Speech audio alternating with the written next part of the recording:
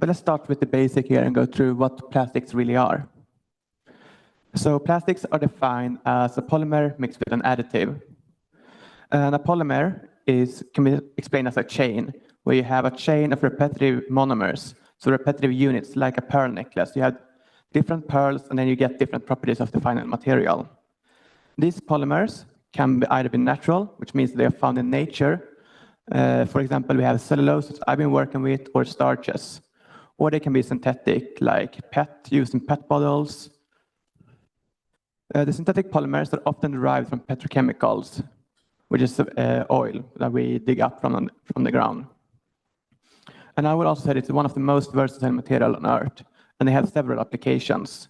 Just to give a few examples, we use them in packaging, we use them in textiles and clothes, we use them in constructions, medtech and medicine as well, in food and food packaging, in electronics, in transportation. We build both cars and airplanes with polymers, and also in paints and adhesives.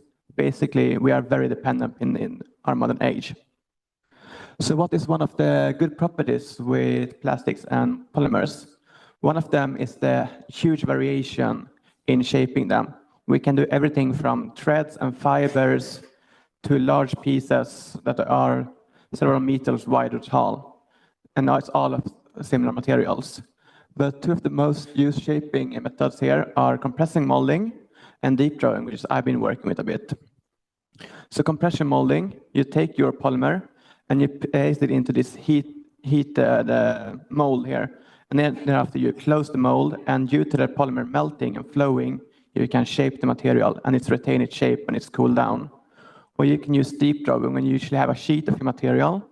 You put it into the mold, and then you have this die that punches the material. It's often heated up, and the material, as it is deformable, will change shape.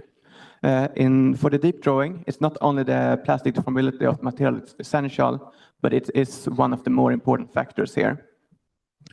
Just to put it in perspective how dependent we are on polymers, we can say that average Western European consume around 150 kilo of plastic each year per person, corresponding to around 30 million tons in just Western Europe, while the global average is around 60 kilo per year and person. But plastic is not always all good. It has its drawbacks too. And you've probably seen images like this before.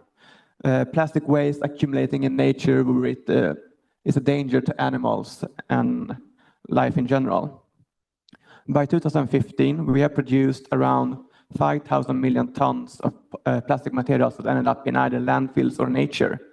And just in the next 25 years, we will more than double it if we don't change our behavior. The problem with plastic is that it takes centuries for it to degrade, and it's usually hard to recycle, even if it's properly collected. Furthermore, incineration of plastics leads to CO2 emissions, as it's derived from petroleum oil. And when it degrades in nature, it can be found everywhere. It degrades into micro and nanoplastics, which we then consume, animals consume, and it has a large effect on the environment too. And the degradation of polymers can in some cases lead to toxic degradation products. However, I really want to highlight that we can't live without plastics today. We just need to use them more responsibly. One of the areas we use plastic materials are in packaging. And the question is here, should we really use a material that is hard to recycle, doesn't really degrade in an application, we only use it once before we discard it? So let's take a look on the future of packaging. Somehow we need to move on from plastic-based packaging materials to more materials that derive from nature, for example, cellulose. So what do we need to change? Of course, we need to reduce, reuse, and recycle the material we use with a more responsible use of the material. However, there is no quick fix, and this change will take time. Some of the ideas we could do here is, for example, we have the single plastic use directive from EU, where we should try to reduce our consumption of single-use plastic and maybe look into paper alternatives. Or we should find new applications for existing materials. For example, these packaging that's based on paper instead of styrofoam. Or we should start looking into more hybrid materials like these paper bottles here. They do have a thin polymer film on the inside, but the advantage is that they are easier to make, more lightweight, actually weighs up if you take a look on the whole LCA, the life cycle analysis of the material. Or we could try to look into completely new materials, like these foams developed from cellulose by Stora Enso. But there are limitations in plastic in how we can use these wood-based materials. So let's take a look where we find these. You've probably all seen wood, and it looks something like this. Humankind have been using woods since the dawn of time, and it's a really common material. But it's actually quite complex. If you take a look at it, we can see that it's an advanced hierarchical structure. And what do we find in there? The main component is cellulose, which is the structural element in wood. And it builds up an advanced structure together. So it has the cellulose here that forms nanofibrils that then form fibril aggregates that form a composite with lignin and hemicelluloses that then builds up the fibers that builds up the wood that we find in timber. And if you compare cellulose, it is a polymer, but it does not behave as most other plastic polymers, as it does not melt when you heat it up. Instead, cellulose burns as its degradation temperature is below its melting temperature. But if we compare it a bit closer to polymers and conventional plastics, we can see that the structure differs a bit. Here we usually only have an amorphous region and a crystalline region. And then beyond that, the material is quite homogeneous compared to the hierarchical structure of cellulose. But they are two different sides of the same coin. So how does this put it in the context of my work? In my work, the aim has been to develop a lignocellulose-based material that contains at least 75% weight of lignocellulose. And the material should be thermoformable as a potential alternative to plastics. So we developed a hypothesis. We wanted to introduce shear planes to a fully bleached wood fiber, see if we can increase ductility that will be measured as strain as break. And this has been done in two approaches: ultrasonication combined with glycerol, or high shear mixing combined with thermoplastic starch. So what do I mean by introducing shear planes? So our idea is that we want to somehow introduce some kind of element here, or modification on the surface of the fibers here, that reduces the strong interactions in the material. So instead of forming strong fiber-to-fiber joints, we want something that can actually slip, so we can have some kind of deformation in the material. There are other approaches in the literature how to do it, but some have their drawbacks. For example, we can work with regeneration of cellulose. So we dissolve the cellulose, but they often require large amounts of chemicals, and you have a large energy consumption when you make these materials, and they're not always thermoformable. This is commonly used for fibers if you want to make films, for example. Or we can look into composites, where we mix the wood-based fibers with a plastic polymer. The problem here is that you only often use 10 to 20 weight % of fibers, and then you have up to 80% of the plastics. And these materials are hard to recycle, as it's a combined material that is really hard to separate during the recycling step. Or we can use grafting and covalent modifications of fibers. But the problem here is that you also require a large amount of chemicals. It can be a both time and resource-intensive process. And you change the intrinsic properties of the fibers, so they maybe lose their degradability, and they can be hard to recycle then. So we tried to look into alternatives, and we identified one: plasticizers. So our idea is to see if we can somehow introduce the plasticizers into the materials, as it's commonly used for most plastic polymers. By doing so, we introduce free volume and reduce the intermolecular interactions in a polymeric phase. But here we have an advanced hierarchical structure, so it won't really work the same way. This approach is also used for other biopolymers, for example, starch. And here it's been seen that the hydrogen bonds are very important, but there are other factors of importance too. So what do plasticizers do with the material? They generally increase the ductility at the cost that you lose ultimate strength. So then we try to identify a good suitable plasticizers. And one of the most commonly used plasticizers is glycerol here. Glycerol is a byproduct from the biodiesel industry.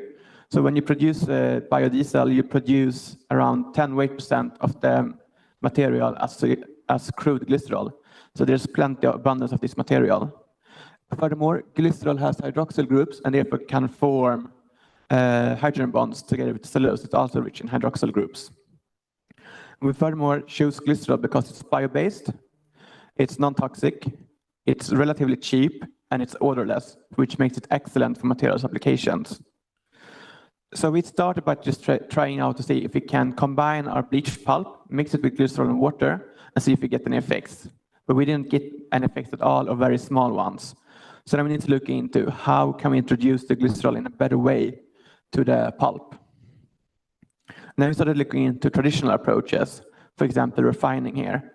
And here we used a PFI refiner, which is a lab scale approach.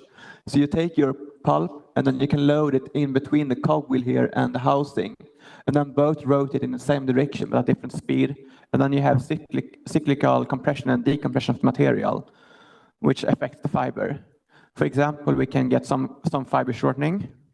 We get fine formation when we release fine material from the fiber. We can get external fibrillation, that means that we have protruding fines from the fiber, which increases the surface areas, more available for modification. We also get also swelling of the material. The fiber increases in diameter. And we also get internal fibrillation of the material. So here we tried just first refining the material and then mix it with the glycerol. No real big effects. We get some increase in ductility from the refining, but it's already known from nature that it has this effect. Then we tried to see if we can add the glycerol into the PFI refiner when we refine the pulp, and there we got slight improvement, but not that dramatic. So next step was then, what else can we do here? And then we tried to look into more unconventional methods, and then we identified ultrasonication as a potential candidate. Ultrasonication is when you treat the material with ultrasound, so high frequency sound with high energy. And there you get three different effects. We get the chemical effects here, which means that the energy in the process is high enough to break down the solvent molecules and introduce free radicals that then can react with the material. But the most interesting aspect for our part has been the mechanical effects here, where we introduce high shear and molecular collisions in the material, which leads to fragmentation, deagglomeration, and erosion. Basically, we are slowly breaking apart material into smaller structures. And this can also introduce voids in the material or bigger pores, which means that maybe we can have a better uptake of the material. Also, we get transportation effects here. We have bulk temperature increase. We get local increase in temperature and pressure, where we can reach several thousand Kelvin, which is quite dramatic here, but that's only on small local scale. And then we form jet streams, and then we can get like a mass transport inside the fiber wall, which is the aim. And we also can get some effects from the interfacial areas from the bubbles here. So then we designed our first more targeted study here. And then we developed a process here. So we start with PFI refining the pulp for 6,000 revolutions. Thereafter, we have sonicated the pulp. Then we've taken 1 gram of citric acid, glycerol, tannic acid, or urea as our plasticizer candidates. And then we sonicated the material for different conditions. Now I will only show one of them. We sonicated them for 10 minutes at the high energy. And thereafter, we formed sheets using a Buchner funnel. And then we dried the material for 48 hours at 50 degrees Celsius. So we tested the 4 different plasticizers. We had the sonication conditions and the drying temperature, which are the parameters, but I will only focus on the plasticizers here. So first we started looking into how does the material look here, and then you can see scanning electron microscopy graphs of the material here on the top surface, and we can easily divide the material into 3 different categories here. We have the PFI refined pulp here, where we clearly see the fibers here, and we do have a lot of voids in the material here. But if we sonicate them in water, or in 1% glycerol or urea, we lose these voids here. We form like a carpet or like a film covering the fibers here, filling in all the voids, which is all the fine material produced during the sonication.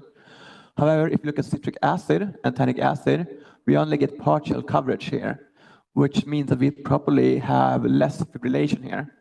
What we could see here when we studied material through FTIR that we have introduced a new peak here corresponding to ester linkages. So we suspect that the citric acid and tannic acid helps cross-links the material, which then makes the ultrasonication degradation a bit harder. Next question we got then is, how much of the plasticizers can we introduce in the material? And we tried several methods here, but one of the most useful ones was the TGA method approach.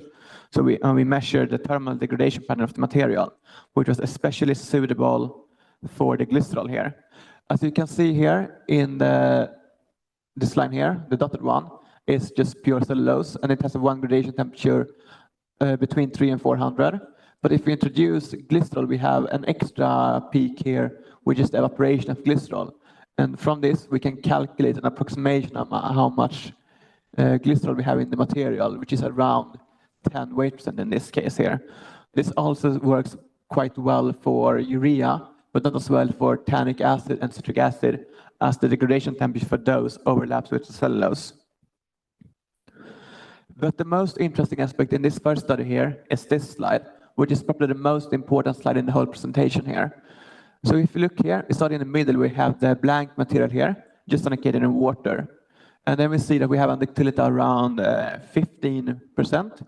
If we would have an unprocessed pulp, it would be around here, like the ductility of 2-3%. But we get two different behavior depending on which plasticizer we introduce. If we introduce tannic acid and citric acid, we have a lower strain of break here. So which also further supports that we do get some form of cross-linking in material. But if we introduce glycerol or urea, we can go from 15% almost to 40% ductility in the material here, which is quite remarkable for being a paper-based material. However, this material has been freely dried, so we do know that we have some shrinkage in the material here. So the question is here, is the effect from the plasticizer or is it from the shrinkage during the drying step? So we designed a second study here, an extended study, and we have quite similar setup here. And we studied the glycerol concentration and the drying conditions. So we once again use the same PFI refining step here, 6,000 evolutions, and thereafter we have done the ultrasonication here, and we did 0 to 30 weight% glycerol here. So we have a gradient here. And thereafter we use Araplicata, which is an automatized sheet formation machine, which is shortened as RK here. And here we did a modified version here, because we've seen if we just add our pulp here, we add 3 grams of pulp, and then add 10 liters of pure water, we wash out all the glycerol and we don't get any effects at all. Instead, we decided to see what if we add a glycerol and water suspension at the same concentration here, so we don't have any dilution effects here. And then we formed the material that we dried either between 2 Teflon wires at room temperature for several days, or in a rapid curtain here at elevated temperature where the material is fixated so it doesn't shrink during the drying to eliminate the shrinkage factor here. And the first thing we can see here, these two materials differ in how much glycerol they retain in the final material here. Where we clearly see that the freely dried materials always have a higher glycerol concentration, even if we have the same loading concentration here. So this is the concentration of the glycerol in the water suspension here. And this is the glycerol concentration retained in the material. And we can see here that if we load 38% of glycerol in the processing water, we can retain up to 60 weight% glycerol here. Worth noting here is this and this sample here have so high glycerol loading, so they never really dry in room conditions, even if we leave them to dry for a week, as they contain too much glycerol. But we can still handle this material, although they are wet from glycerol. And then we look at the shrinkage of the freely dried films here. What we can see here is we see this trend that we get less and less shrinkage the higher glycerol retention we have in the material. So we can see that the glycerol material prevents some shrinkage here. If we study the surface of the material, we can see that we get two different behaviors. For the rapid curtain dried films, we get a really compact film as we use pressure during drying step. And we flatten the fibers, and we don't have that many voids. So we have a few smaller ones, but not as many. And we have good contact between the individual fibers, compared to the freely dried materials that actually shrink, and therefore they will introduce pores in the material here. Furthermore, we also see that the fibers here are slightly rounder, they are not as compressed, and we therefore should have less contact area between the fibers. If you look at the mechanical properties here, we will start with the straight-up break, and here we do get two different trends here. We see that we have, for the replicated and dry sheets, we have a small increase in ductility with increased glycerol, which suggests that the glycerol actually reduces the interactions to some extent. But we have the opposite trend here from the freely dried materials here, when the ductility decrease with higher glycerol loading here. I want to highlight one point here, and this is the point here, which I will claim has the highest ductility of all these samples. And that is if we normalize it to the shrinkage here. As you can see here, these materials before have quite similar shrinkage, around 10 to 12%, while this has half of it, just about 5% shrinkage, which if we normalize here, therefore it has the highest ductility of these samples. We can also look on the ash split of the material here. We have the Young's modulus, the stiffness of the material compared to density. And we have then two groups here that moves down here. So we have the freely dried materials up here, that goes down towards engineering polymers with increasing glycerol concentration. And the same for those materials here, they move towards elastomers and engineering polymers with increasing glycerol content. So we see that we can actually change the property window of this material with the help of glycerol.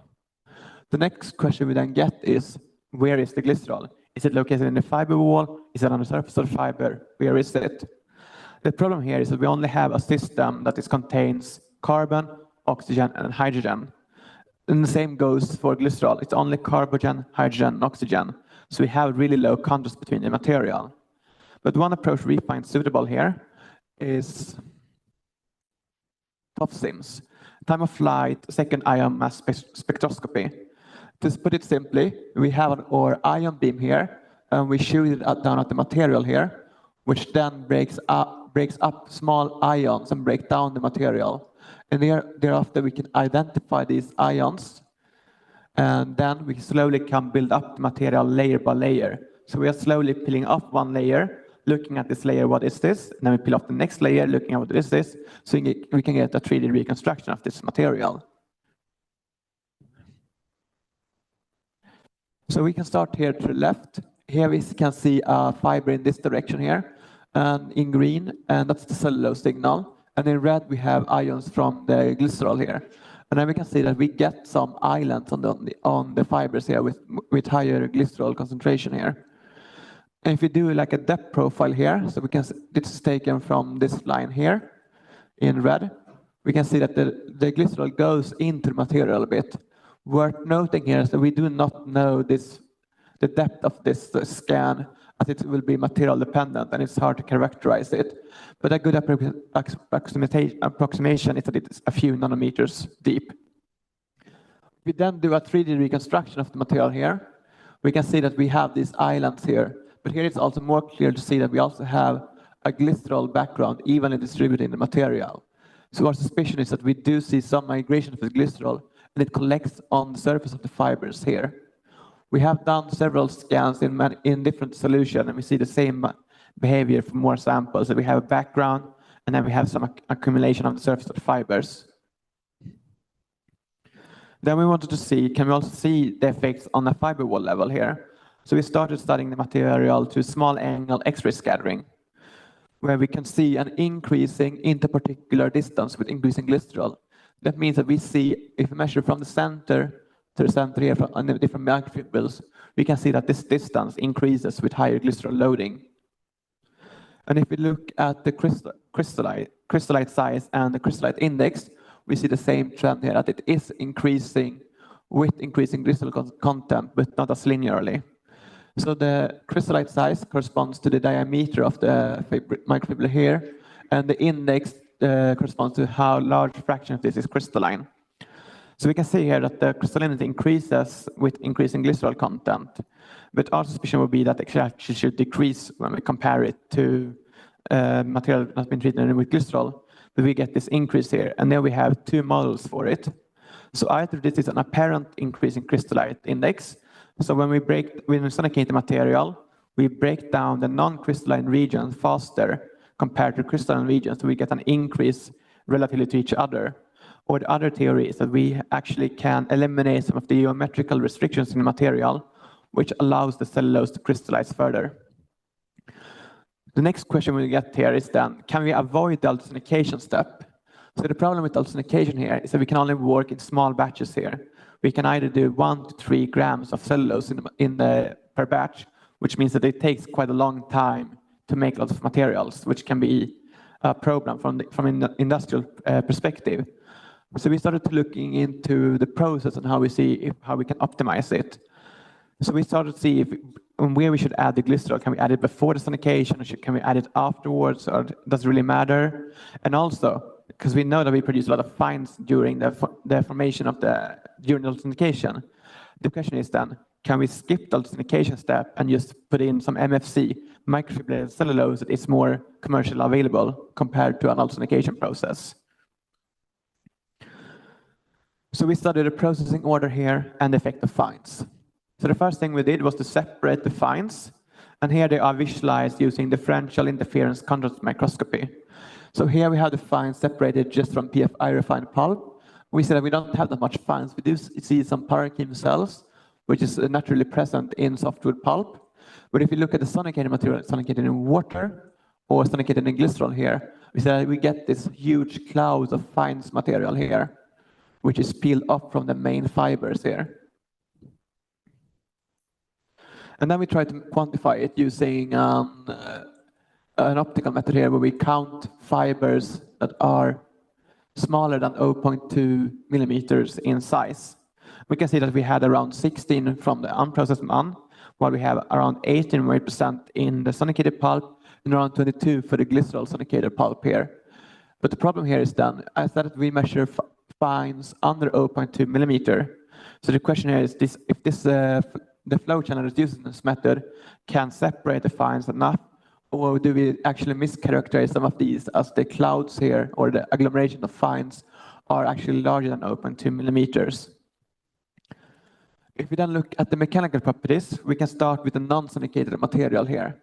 So here, if we just take the PFI refined pulp and make a sheet, and here in green, if we add glycerol, so we just mix it for 24 hours with glycerol, and as I said before in the start of the presentation, we don't get any effects. So perfect. Here is what happens if we sonicate the material. We get a slight increase in ductility of the material. And what if we add glycerol to the sonicated pulp? We do not get that big of effect. However, if we sonicate it in the presence of glycerol, we get the highest effect on the strain-up break here. And you can say here that in this material, we retain around 11 weight percent glycerol. However, if we just mix it with glycerol, we don't see the same uptake of glycerol in the material. Thereafter, we can just compare it here. What happens if we remove the fines? We lose a lot of the properties. And if we try to introduce MFC, so here we have a sonicated material, and then we remove all the fines and replace them with MFC. So we sonicate the fibers, but then we take away the fines from the sonication. We don't see the same effect. Or if we just take the unprocessed pulp, add MFC, we don't see the same increase in ductility. Worth noting is that we do see an increase in the stiffness of the material, but that is known from addition of MFC in the literature, as MFC can act as a reinforcing material. Then we started to look into if we can shape the material. So we decided to use this double curve molding approach here. So you take your film, you load it inside a holder here, and then you have this die here that presses into the material. And then we use the mold here that has 24% edge, which means that the stretch on the curvature here is 24% longer than the straight point here. And then we press the sonicated material and the material sonicated with glycerol here. We do see that we have some difference here.